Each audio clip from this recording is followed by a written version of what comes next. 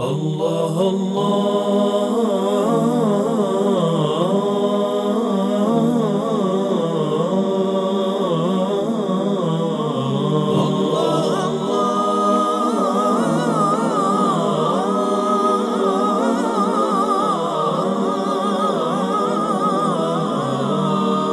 الشمس والقمر بحسبان والروض أينع بالريحان والطير. أعوذ بالله السميع العليم من الشيطان الرجيم. بسم الله الرحمن الرحيم وبه نستعين وصلى الله على سيدنا محمد وعلى آله الطيبين الطاهرين. رب اشرح لي صدري ويسر لي أمري واحلل عقدة من لساني يفقه قولي. اللهم كل وليك الحجة ابن الحسن صلواتك عليه وعلى آبائه في هذه الساعة وفي كل ساعة وليا وحافظا وقائدا وناصرا وظليلا وأينا حتى تسكنه أرضك طوعا وتمتعه فيها طويلا برحمتك يا أرحم الراحمين. Chers frères, chères sœurs, chers téléspectateurs, chers auditeurs, auditrices, recevez la salutation de paix, de miséricorde, qui est assalamu alaikum wa rahmatullahi wa barakatuh.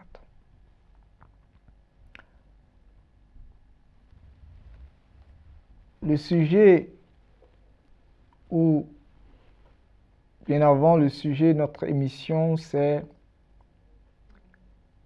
la réponse aux interrogations et aux problématiques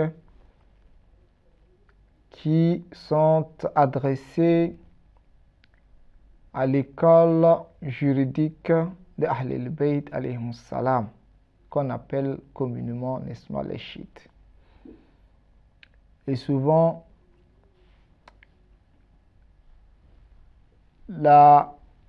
l'école imamite ou l'école jafarite. Mais bien avant que nous ne passions ou n'abordions, n'est-ce pas, les sujets relatifs au dogme, à la croyance, à l'histoire même des imams du saint prophète Mohammed sallallahu alayhi wa sallam et les questions et les interrogations, n'est-ce pas, qui s'y trouvent, nous voudrions d'abord se baser sur la question du mot chiite. Parce que les gens ont comme l'impression de croire que le mot chiite est un mot péjoratif. De telle sorte que quand on dit chiite, on a comme l'impression que c'est une personne étrangère, n'est-ce pas, à la communauté musulmane. Ou bien autrement dit, une religion opposée, n'est-ce pas, à la religion musulmane. Alors, nous voudrions d'abord se baser sur la terminologie, n'est-ce pas, du mot chiite, pour que nous puissions savoir d'où, n'est-ce pas, ce mot-là même tire, n'est-ce pas, sa source. Nous allons aborder, n'est-ce pas, d'abord la terminologie de ce mot, c'est-à-dire la terminologie, n'est-ce pas, de ce mot. D'abord, étymologiquement, puis nous allons aborder le mot, n'est-ce pas, techniquement parlant ou religieusement parlant. Mais bien avant cela, il faudrait que nous puissions planter, n'est-ce pas, un décor. Ce décor est, n'est-ce pas, une toute petite introduction que nous voudrions, n'est-ce pas, aborder bien avant que nous ne rentrions dans le vif du sujet. D'abord, chers frères et sœurs, lorsque l'être humain veut aborder, n'est-ce pas, des recherches sur une école, n'est-ce pas, juridique quelconque, il se doit d'abord que celui-ci se réfère à la religion ou à cette école-là elle-même. C'est-à-dire se référer à l'école et voir qu'est-ce que les spécialistes de cette école-là disent. Quels sont, n'est-ce pas, les livres de référence fiables dans lesquels nous pouvions, n'est-ce pas, comprendre ou retirer et ressortir, n'est-ce pas, les croyances de cette école-là. Pour cela, il ne faudra pas que nous puissions se référer, n'est-ce pas, à des auteurs étrangers, n'est-ce pas, à l'école juridique bien donnée ou à l'école juridique, n'est-ce pas, en question. Il faut se référer aux spécialistes, pas à n'importe qui. Ce n'est pas à n'importe quel chercheur, quand bien même que celui-ci appartient à l'école, s'il n'est pas une référence, on ne devrait pas, n'est-ce pas, se référer à lui. Mais si celui-ci est une référence et qu'il est reconnu, c'est-à-dire que ses visions sont des visions acceptables qui pourront être, comment on appelle, qui pourront être assignées à cette école bien donnée, là nous pouvions, n'est-ce pas, prendre ça comme argument. Ça, c'est le premier point. Le deuxième point, il ne faudra pas que nous nous référons, n'est-ce pas, à n'importe qui dans la société. Parce que dans la société, il y a les spécialistes.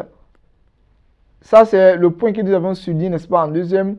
Le 2, il y a le commun, n'est-ce pas, comment on appelle, des gens qui souvent adhèrent à cette école-là.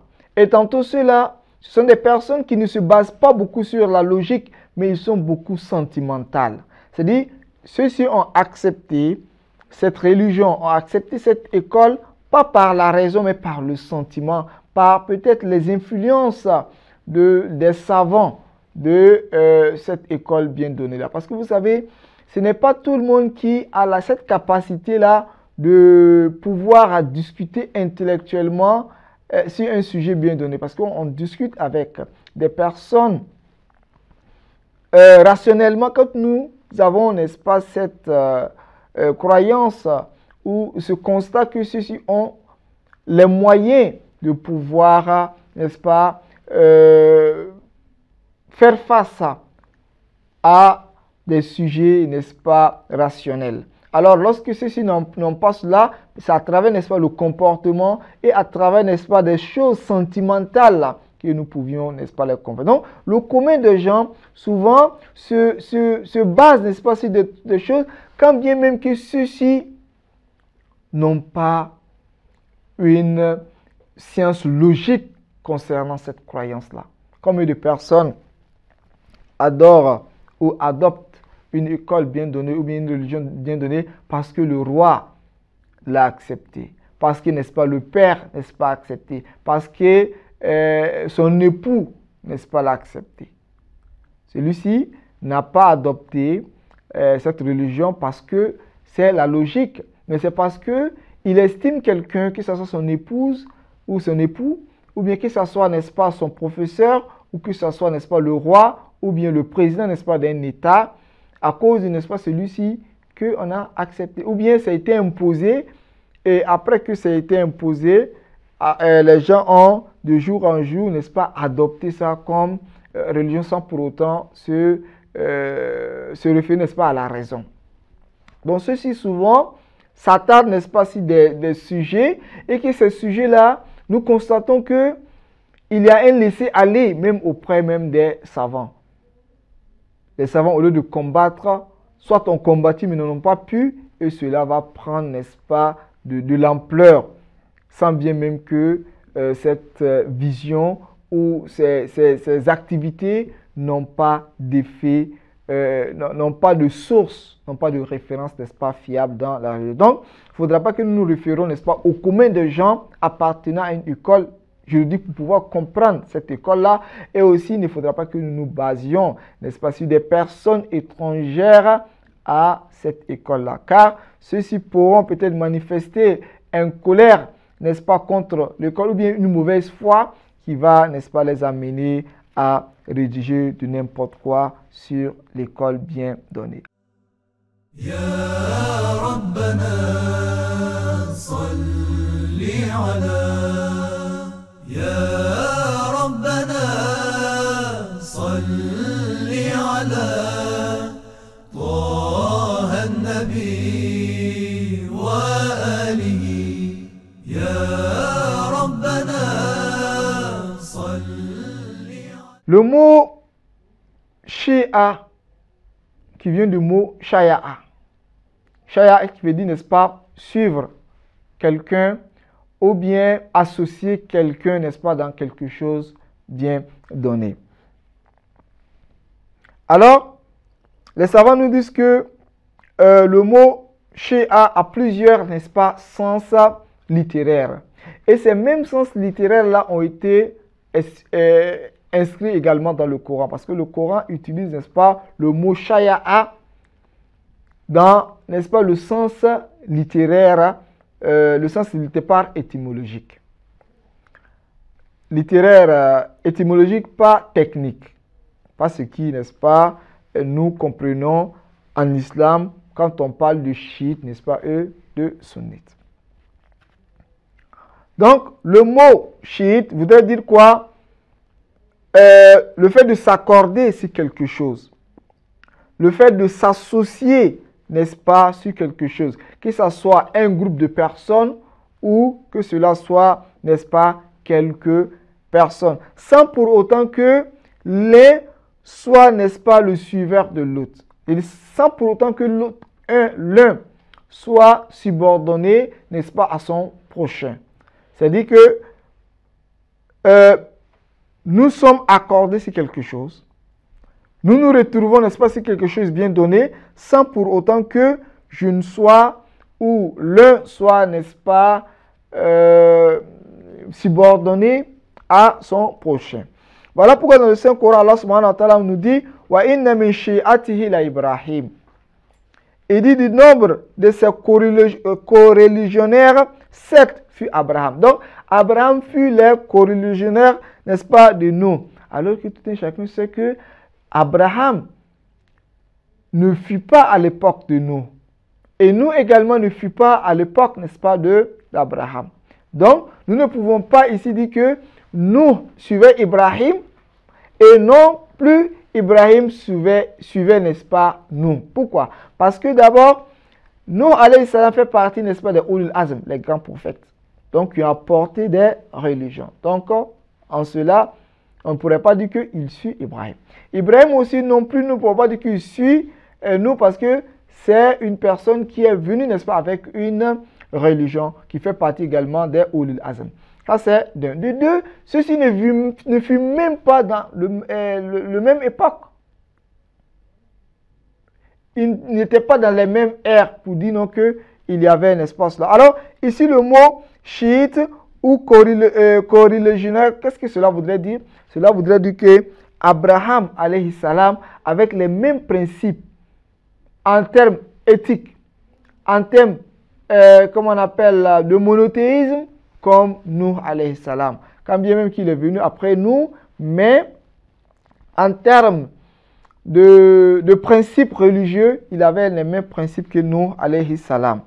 Et Allah subhanahu wa ta'ala également nous parle dans Surat Al-Qamar, وَلَقَدْ أَهْلَكْنَا أَشْيَاءَكُمْ. En effet, nous avons fait périr, n'est-ce pas, des peuples semblables à vous. C'est-à-dire des peuples semblables à vous, qui vous ont précédé, mais malgré ça, Allah subhanahu wa ta'ala dit que ce sont, n'est-ce pas, les chiites. Ici, ça veut dire que ce sont des peuples semblables. Ici, le mot chi a été utilisé, mais c'est pour dire ici semblable. C'est-à-dire des personnes qui vous ont dévancé, qui étaient même chose que vous, nous, n'est-ce pas, les avons fait périr. Et notre deuxième sens est le fait de suivre quelqu'un. Comme dans Surat Qasas, Allah subhanahu wa ta'ala nous dit Fastaghasahu allazi min shi'ati ala allazi min aduwi. Ça, c'est l'histoire de Moussa alayhi salam avec un n'est-ce pas, de ces hommes qui étaient en conflit avec l'ennemi et que celui-là même qui était un des partisans de le prophète Moussa alayhi salam a demandé, n'est-ce pas, secours à Moussa alayhi salam. Donc ici le mot Shia a été mis en évidence. Allah subhanahu wa ta'ala dit l'homme de son parti l'appelle au secours contre son ennemi. Donc voilà en fait, en termes, comment dirais-je, littéraires, étymologiques, ce qui a été, n'est-ce pas, utilisé. Tantôt, c'est le fait de s'accorder, n'est-ce pas, sur quelque chose sans pour autant que l'un soit subordonné à l'autre. Tantôt, c'est le fait même de suivre quelqu'un parce qu'il est de ton peuple, n'est-ce pas, et que vous vous suivez. Alors, quand on vient dans la conception technique, c'est-à-dire ce que les grands éléments, n'est-ce pas, ont dit, concernant cela, nous allons commencer d'abord par les sunnites, quelques savants sunnites comme Shahristani. Shahristani nous dit que le mot chiite a été attribué à ceux-là même qui suivent, n'est-ce pas, l'imam Ali alayhi salam, qui croient que c'est l'imam Ali alayhi salam qui est l'imam, qui est le calife, n'est-ce pas, légitime. Et cela en se référant, n'est-ce pas, sur les textes, en disant c'est les textes venant, n'est-ce pas, de Dieu et de son prophète qui met en évidence, n'est-ce pas, cela. Donc, voilà en fait ce qu'il lui dit. Le fait de suivre l'imam Ali alayhi salam en croyant qu'il est l'imam légitime, il est le calife légitime, et pas seulement le fait de dire, mais en croyant que cela se réfère, n'est-ce pas, à un texte, n'est-ce pas, religieux. Ibn Khaldun, dans son Muqaddima, et pour Shahristani, nous pouvons trouver ça dans son livre Al-Milal wal-Nihal, tome 1, page 47. Mais dans le livre d'Ibn Khaldun, qu'on appellerait ça Al-Muqaddima, Ibn Khaldun, n'est-ce pas, nous dit qu'un chiite, étymologiquement et littérairement, voudrait, n'est-ce pas, le fait de suivre, n'est-ce pas, quelqu'un. Mais dans la conception des ulémas islamiques, c'est le fait de suivre l'imam Ali alayhi salam et ses enfants. C'est-à-dire, suivre l'imam Ali, eux également suivre la descendance, n'est-ce pas, de l'imam Ali alayhi salam. Donc, c'est ça qui ferait, n'est-ce pas, de toi un chiite. Abul Hassan al-Ash'ari également, lui, il viendra, n'est-ce pas, nous mettre en évidence quelque chose en disant que quand on parle de chiite, c'est lui-là même qui suit, n'est-ce pas, l'imam Ali alayhi salam en croyant qu'il est le plus supérieur, n'est-ce pas, que les autres compagnons. C'est-à-dire non seulement je suis l'imam Ali, et en plus de cela, j'ai la foi, j'ai une conception que l'imam Ali est, n'est-ce pas, le plus supérieur que les autres compagnons du prophète Mohammed sallallahu alayhi wa sallam. Alors, lorsque nous essayons de étudier, n'est-ce pas, les trois définitions concernant, n'est-ce pas, la définition technique du mot ou de la conception, n'est-ce pas, chiite chez nos frères sunnites, nous constaterons que d'abord, le fait de suivre, n'est-ce pas, l'imam Ali alayhi salam, en estimant que c'est lui qui est le calife légitime, et en se basant également sur des textes. De deux, le fait de suivre Ali alayhi salam, eux, n'est-ce pas, c'est ses enfants. Ses enfants, c'est-à-dire Hassan et Hussein, et n'est-ce pas, les enfants de l'imam Hussein jusqu'à Mahdi. Eux, n'est-ce pas, le fait de croire, n'est-ce pas, en la supériorité de l'imam Ali alayhi salam si les autres, n'est-ce pas, compagnons en, n'est-ce pas, le suivant. Donc, c'est pour dire que pour être chiite, il faudra que d'abord, tu puisses suivre l'imam Ali, suivre ses enfants et avoir la conception que ceux-là sont, n'est-ce pas, les plus supérieurs. Alors maintenant, quand nous venons dans la conception chiite,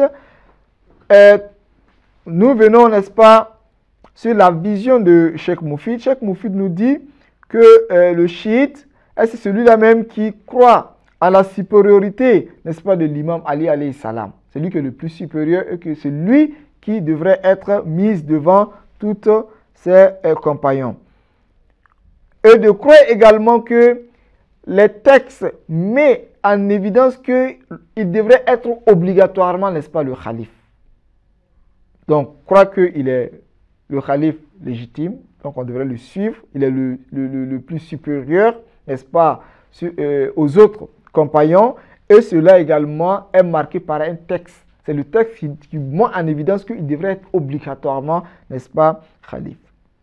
L'imam le Ayatollah Sayyid Tabatabai, lui, dans son livre Al-Shi'a fil Islam, nous dit que un chiite est celui-là même qui croit que la succession, n'est-ce pas, du saint prophète Mohammed sallallahu alayhi wa sallam vient, n'est-ce pas, de plein droit à sa sainte famille. C'est-à-dire à l'imam Ali, n'est-ce pas, Hassan et Hussein et les 9 enfants, n'est-ce pas, d'imam al-Hussein alayhi salam. Et que celui-ci puisse également se référer en cela dans, n'est-ce pas, la religion. C'est-à-dire, tu les mets comme étant, n'est-ce pas, des supérieurs dans, n'est-ce pas, la religion. Donc, chers frères, chères sœurs, le mot chiite, voilà en fait sa conception. Donc, celui-là qui veut comprendre le chiisme en termes, que ce soit étymologique ou que ce soit, n'est-ce pas, dans le sens technique, voilà en fait la conception. Donc, il ne faudra pas que nous puissions croire que c'est quelque chose qui est nouveau, n'est-ce pas, à l'islam, ou bien c'est quelque chose qui a été fabriqué, n'est-ce pas, dans la dernière, n'est-ce pas, moment, mais c'est quelque chose qui a existé, n'est-ce pas, depuis que cette conception-là existe avec ce sens. Donc, elle n'est pas péjorative comme d'aucuns pourront le concevoir. Wassalamu alaikum wa rahmatullahi wa barakatuh.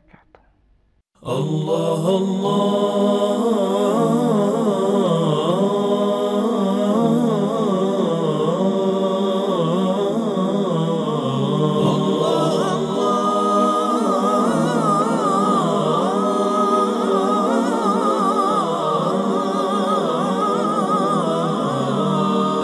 الشمس والقمر بحسبان